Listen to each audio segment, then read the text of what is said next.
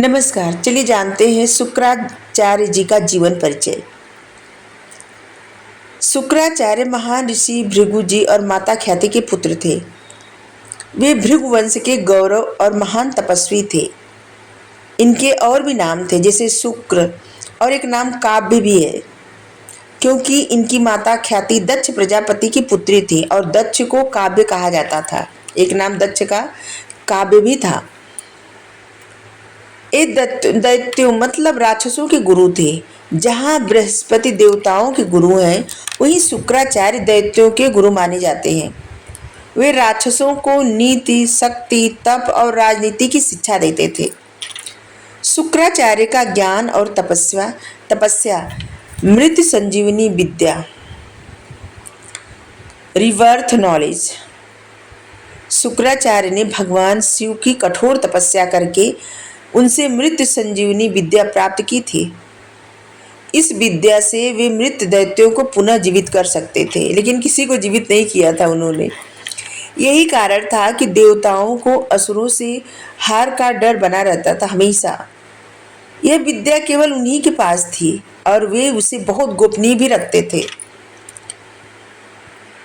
शुक्राचार्य को राजनीति, कूटनीति, युद्ध नीति, समाज शास्त्र और नैतिकता का अद्वितीय ज्ञान था। उन्होंने शुक्र नीति नामक ग्रंथ की रचना की है, जो आज भी राज्य संचालन में उपयोगी मानी जाती है। शुक्र नीति ग्रंथ में राजा के कर्तव्य, समाज का न्यायपूर्ण संचालन, अपराध और दंड की नीति, युद्ध, शांति और गुप्तचर तंत्र आदि पर इन्होंने गहन विवेचना की थी। युद्ध, शांति, गुप्तचर तंत्र आदि पर गहन विवेचन है। देवगुरु बृहस्पति के शिष्य भी रह चुके हैं। बचपन में शुक्राचार्य जी देवताओं के गुरु बृहस्पति जी के यहाँ मतलब बृहस्पति जी के शिष्य थे, लेकिन बृहस्पति जी ने उन्हें बराबर सम्मान नहीं दिया, इसीलिए वो राक्षसों के गुरु बन गए। देवताओं ने शुक्राचार्य की मृत संजीवनी विद्या पाने के लिए कच नामक ब्राह्मण को उनका शिष्य बनाकर भेजा। कच ने शुक्राचार्य जी से यह विद्या सीखनी चाहिए, लेकिन राक्षसों को शक हो गया। उन्होंने कच को कई बार मारा, लेकिन शुक्राचार्य ने उसे हर बार पुनर्जीवित कर दिया। अंत में कच ने वह विद्या सीख ली, परंतु वचन दिया कि वह इसका उपयोग देवताओं के विरुद्ध कभी भी नहीं करेंगे, और इससे शुक्राचार्य जी अत्यंत दुखी हुए, क्योंकि वो इस विद्या का उपयोग देवताओं के विरुद्ध ही करना चाहते थे, क्योंकि वो राक्षसों के गुरु थे। शुक्राचार्य को शुक्र ग्रह का अधिपति माना जाता है। शुक्र ग्रह मतलब जो भोग, विलास, सुंदरता, कला, स्त्रियों में विवाह, ऐश्वर्य और विलास का प्रतिनिधि है। जिनकी कुंडली में शुक्र बलवान होता है, उन्हें आकर्षण, ऐश्वर्य, प्रेम और क्रिएटिविटी मिलती है। शुक्राचार्य जी के सिद्धांत यही थे, ज्ञान वही फलित होता है जहाँ विवेक और नीति का प्रयोग हो।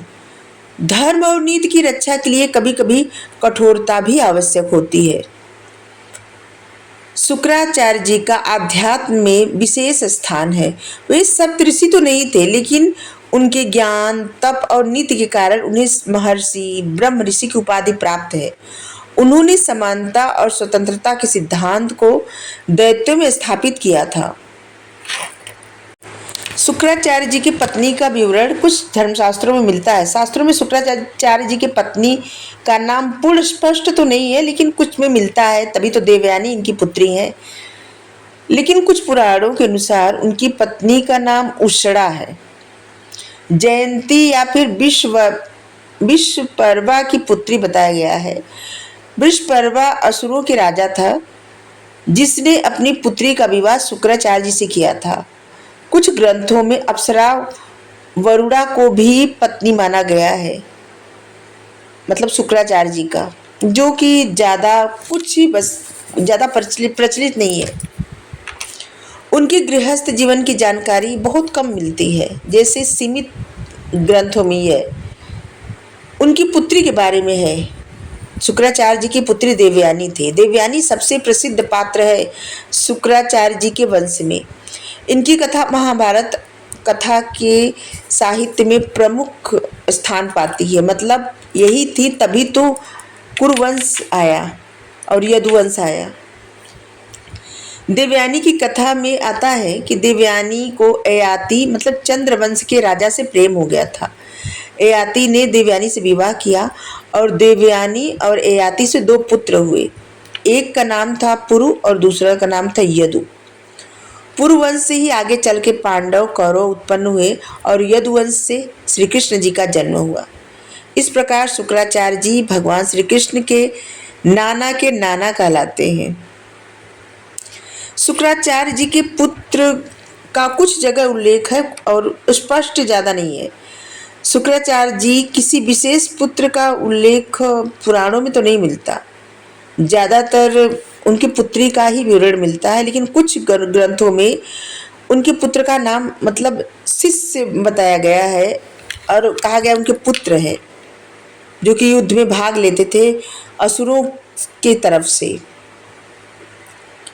शुक्राचार्य का वंश भृगुवंश कहलाता है और इस वंश में कई तेजस्वी ऋषि, ज्ञानी और नीतिकार उत्पन्न हुए। शुक्र मुनि कुछ मतों में उन्हें शुक्राचार्य का वंशज माना गया है।